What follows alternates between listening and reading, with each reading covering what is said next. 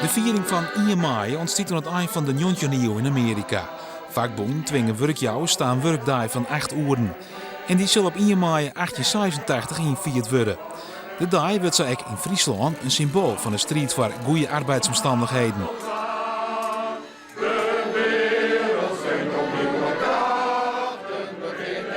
Maar wat is er anno 2012 nog oer van deze strijd? En dus ook de beschutting van 1 mei.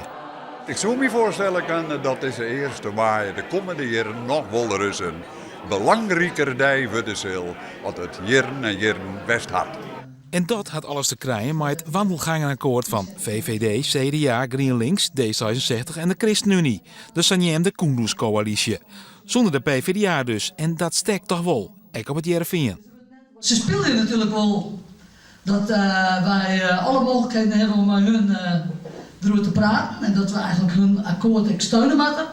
Maar heel diep betekent het eigenlijk zo alleen maar dat wij de handtekening zetten moeten bij het kruisje wat ze achterlieten hadden.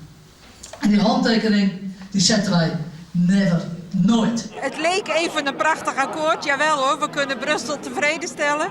Maar een heleboel mensen worden niet tevreden gesteld. Een heleboel mensen komen nu weer tekort. Ik ga weinig op neer te kleien. Maar er zijn orenmeesters die er moeilijker van zitten.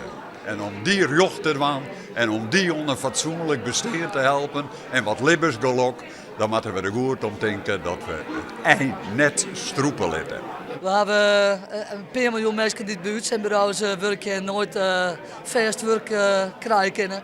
Een hele paar mensen die in de ZZP zitten. En dat zijn denk ik de omstandigheden met van zo langzamerhand zeggen van ja, hebben we 3 jaar lang vervochten.